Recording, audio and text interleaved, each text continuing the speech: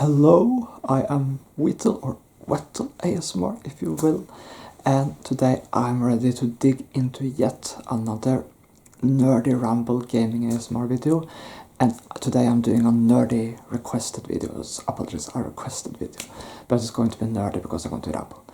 I'm going to be rambling. I'm going to rank my top favorite video games, action role-playing games. So get ready to get into this, and I'm going to mention like 7 different games today, and I'm going to rank them, but all games I love were all favorites. So it will kind of be a difficult choice, but I already have an idea of how I'm going to rank them. So just sit back, relax, enjoy the nerdy rambling, and just relax, my friend. Hope you're doing well. How was your week? Hope it was great. Hope it was a great week, my friend.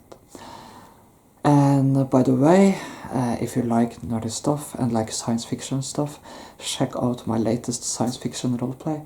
I've posted a link to it in the description, so if you're into science fiction nerdy roleplays, check out that.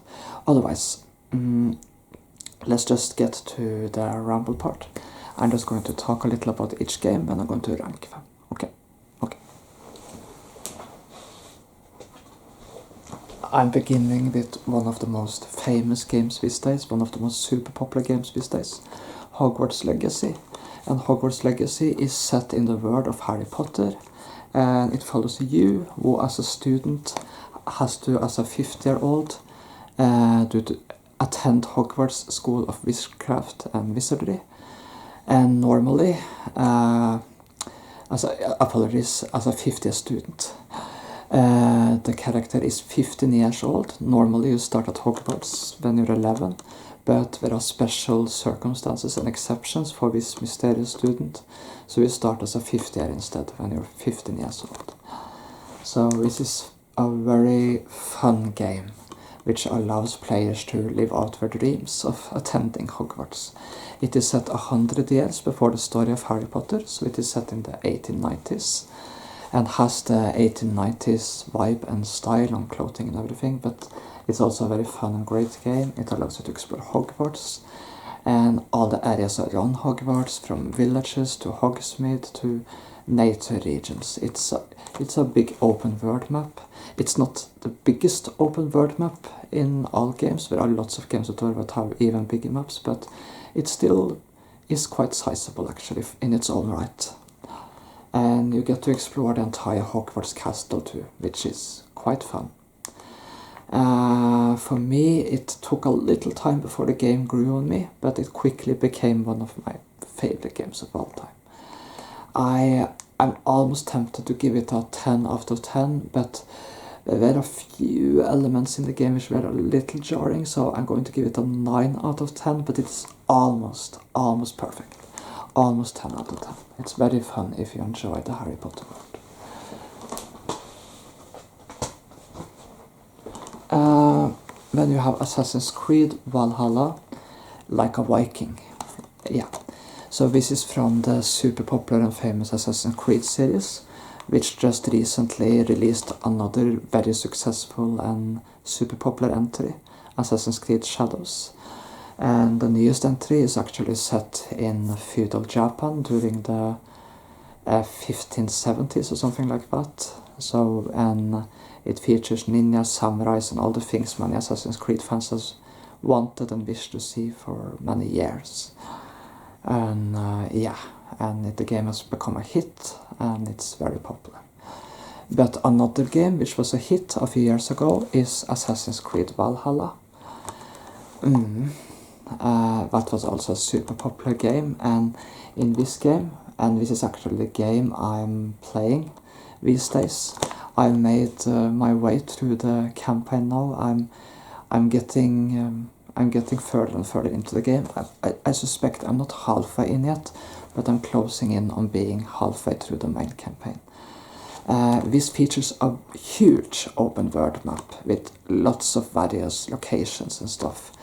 It's huge. It's one of the biggest open world, probably the biggest open world Assassin's Creed map I've ever seen.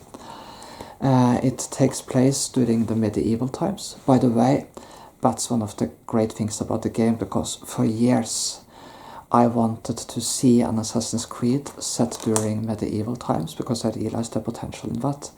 And this game finally makes that real.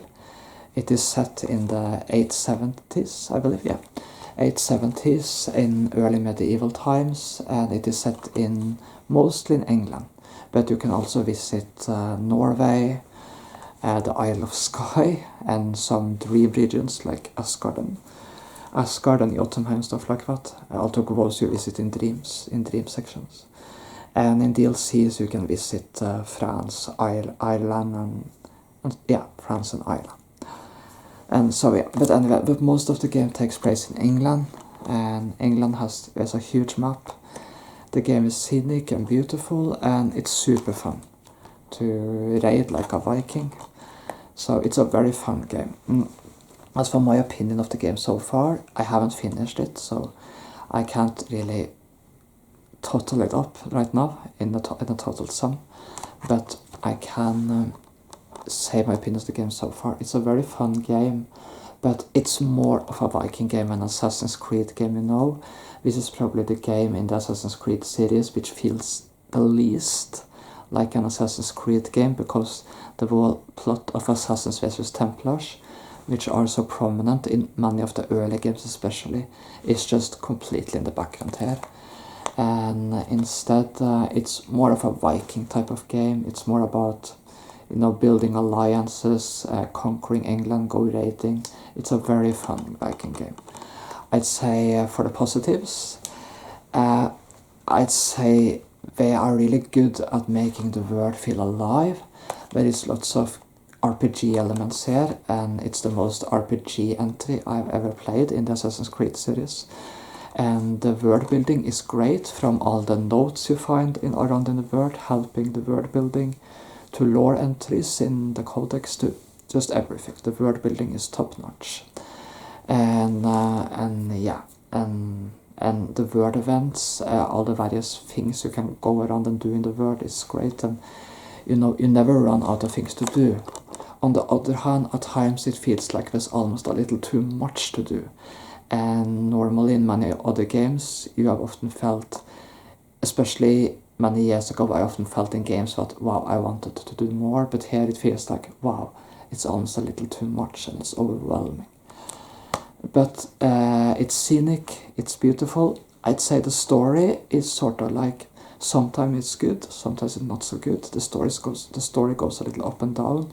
It depends on the subplots, because Assassin's Creed Valhalla has a very episodic approach to its story, in that there is, when you go to the various regions to forge alliances, there are various subplots in each region, so it feels more like playing through episodes, really. But it's a very fun game in its own right. Can be a little annoying at times, but the raiding stuff is fun. The characters are, it varies. Some characters are great, some characters are a little meh. So I'd say I'd give Assassin's Creed Valhalla a 8 out of 10 so far. It's a very fun game in its own right.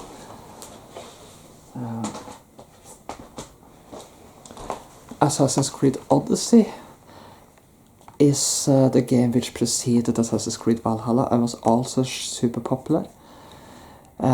This was the second entry in the open world RPG Ancient Saga. I'm calling it the Ancient Trilogy because it was, you know, Assassin's Creed Origins, Odyssey and Valhalla was all set to ancient times, or at the times in ages before the first Assassin's Creed. So it's also sometimes called the RPG Trilogy because of the prominent RPG elements in these games. Assassin's Creed Odyssey is the middle game, but it's also my favorite Assassin's Creed game of all time, I'm going to be honest with you. I love it, Assassin's Creed Odyssey. It's set to ancient Greece world in like 400 years before Christ, and it's a super fun game which allows you to explore the ancient Greece world. And I played as Cassandra, and she's a great character. And it's a world where myth and legend is mixed in with the whole story. The story is great. The exploration is great, the ship sailing, because you have a ship you can sail around in. You have some in Valhalla too, but the feature is much more prominent in Odyssey. The ship sailing and the swimming and the scenic beauty, everything about the game is great. It's the game which is almost also 10 out of 10. I'm going to give it 9 out of 10, but it's almost 10 out of 10. It's almost perfect. It's a super fun game, especially if you enjoy exploring the ancient Greece world, which I did. It's the game of the Assassin's Creed series which is set the farthest back in time. So, very, very fun game.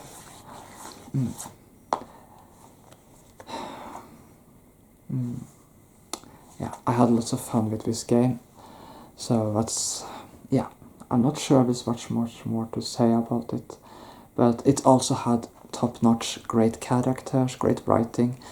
I admit, in this game too, the Assassin's Creed story was a little on the side, not so much as in Valhalla, but still. But it was still a great game.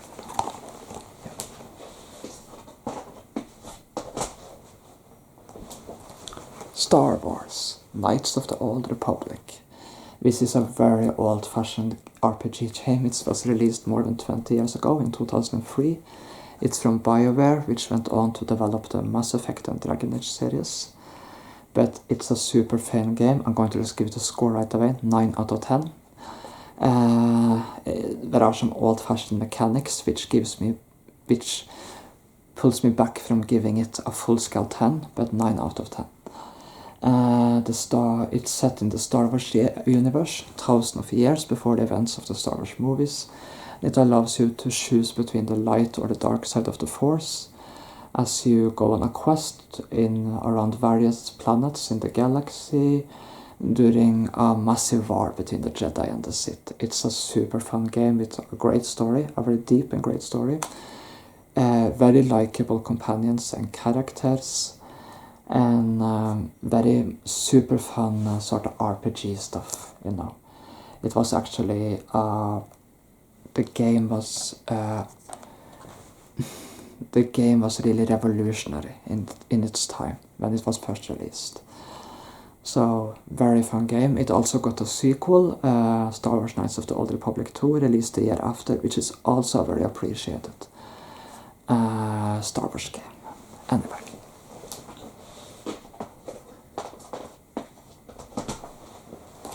BioWare went on to develop their own science fiction universe called Mass Effect, set in the distant future in the 2180s, when humanity has joined a vast array of a galactic community consisting of many alien species, with humanity as a part of this community. And where you play as Commander Shepard, you can play Commander Shepard as female and male. It's an action and first shooter RPG, after all. And you go around and do quests and do missions on various planets in the galaxy, and discover a conspiracy and what an ancient threat is about to return to the galaxy. It's a very fun game. You get to visit lots of different locations, do missions on various planets and stuff like that. And this is the first game of the Mass Effect trilogy. There have been 4 Mass Effect games so far. They are working on a 5th one.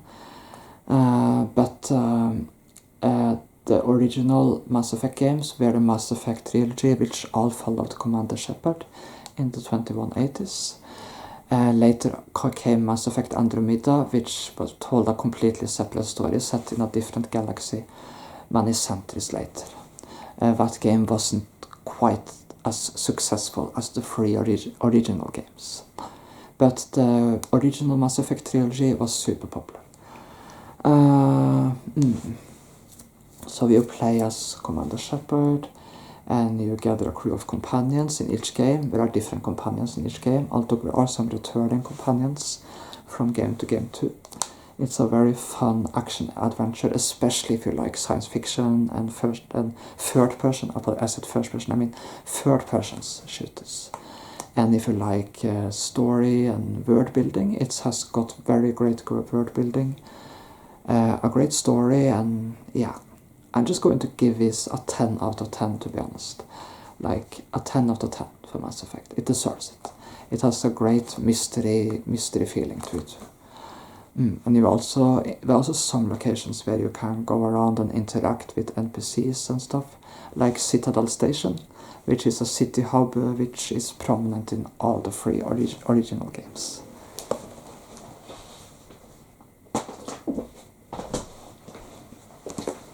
Mass Effect 2. Mass Effect 2. The second Mass Effect game upped the ante.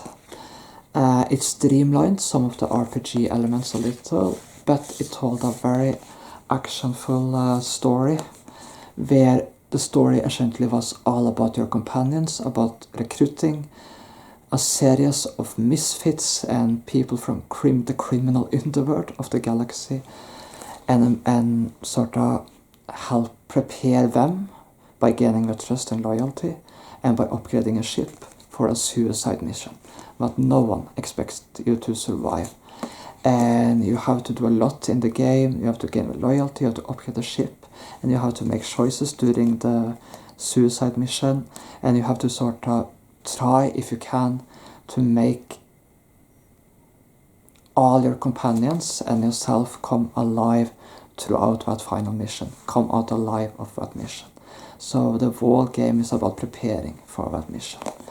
It's a very fun game, and in this second game you visit the terminal systems, which is the lawless criminal part of the galaxy, of the Milky Way galaxy. So whereas the first game was set more in the Attic and Traverse region and featured more the human colony worlds and uncharted worlds, this features more the criminal underworld planets and worlds of the galaxy.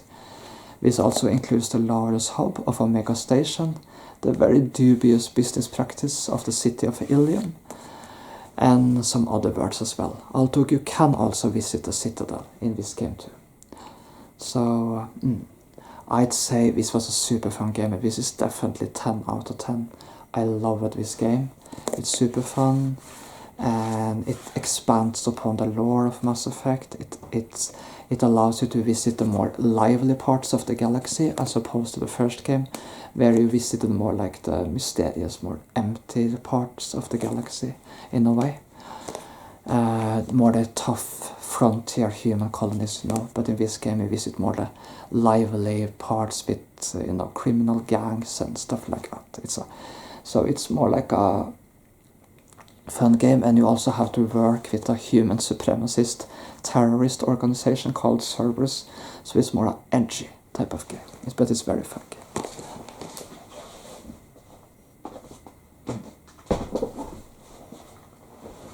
Before I talk about the final game today, I'm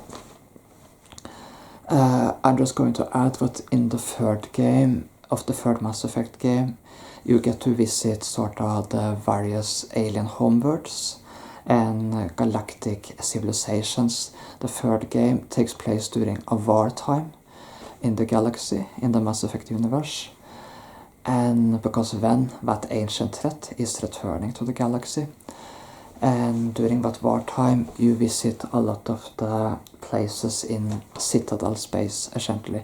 More the hub, more the centers of galactic civilization, But you visit them, most of them, during a time of war. But the Citadel also returns and plays a very prominent role in the third game.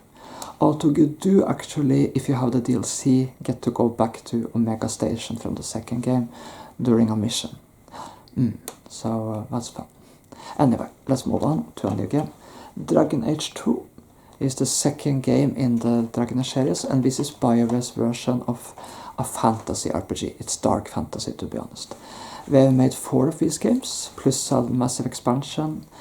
The first game was Dragon Age Origins, which also has the massive Awakening expansion. Then there is Dragon Age 2, Dragon Age Inquisition, and Dragon Age the Railguard. The recent one was released just last year. So Dragon Age 2 is, like all Dragon Age games, set in the fictional world or continent of Tidus. And each game follows a different protagonist, and is set within a different country or region of the Dragon Age world.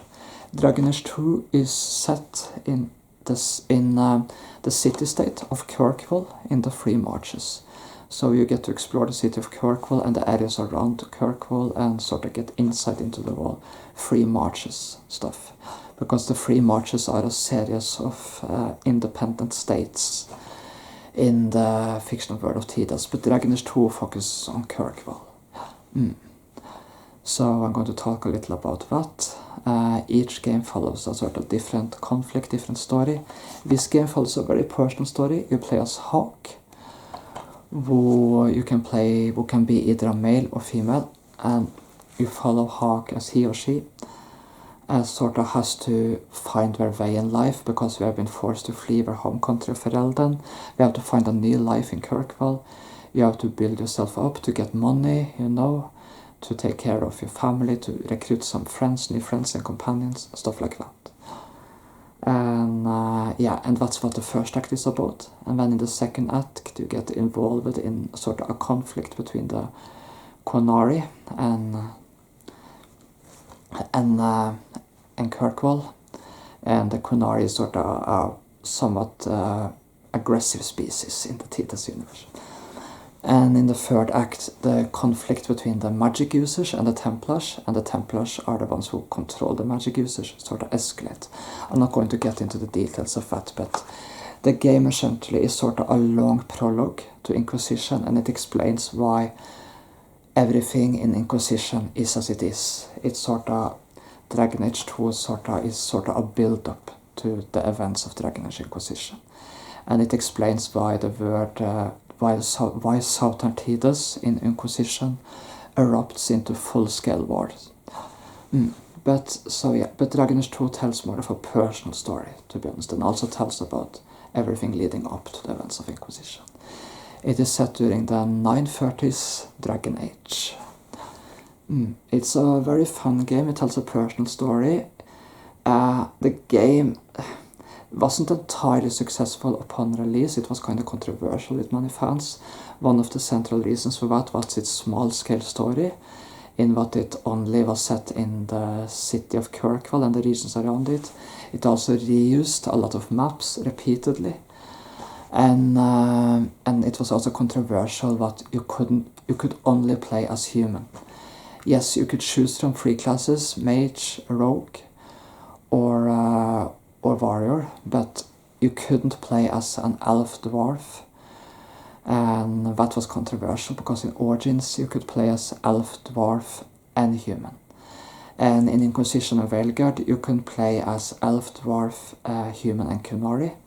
This is like the only game where you can only play as a human. So, and the only background available really is the Hawk family. So that's some of the reason for why this was a more controversial Dragon Age game. But it has a cult following, and it has gained newfound appreciation over the years. And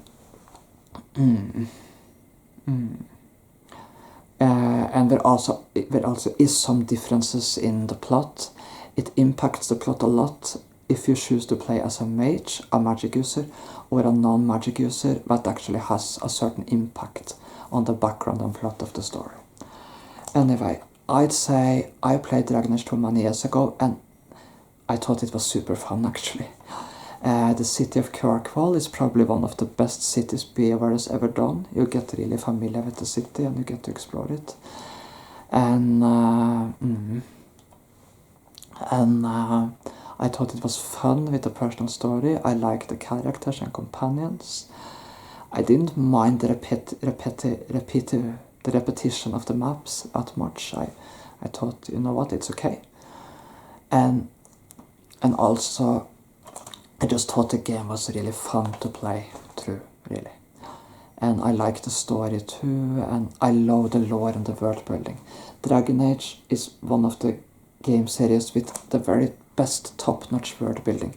It has a deep, rich history through its codex entries, and it focuses a lot on the various conflicts in the Dragon Age world and through its various tiers, protagonists, and various stories in each game. I think it was a great game. So I'd say it's almost a 10 out of 10 game. I'll give it an almost a 10 out of 10. So I thought it was a fun game. Now, let's rank the various games.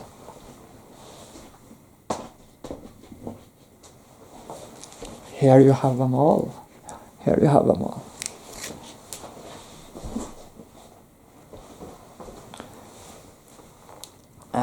All these were favorite games of mine. I'd say at the very top you have the 2 Mass Effect games. Undeniably. Then I think then you have Dragon Age 2 and Hogwarts Legacy, I'd say. And then you have Assassin's Creed Odyssey and Star Wars Knights of the Old Republic. And then you have Assassin's Creed Valhalla, but I think that's a great game too. And I haven't played the entire game, so it's a little unfair to judge Valhalla fully just yet. But I'd say that's my rank. But Mass Effect is like my favorite. It's also very top, trust me. Hope you enjoyed this super nerdy ramble and me ranking games, and wish all of you a great week and a nerdy week if you enjoy being nerdy just like I do. Wish you a great week and hope you enjoyed, my friends. Thank you.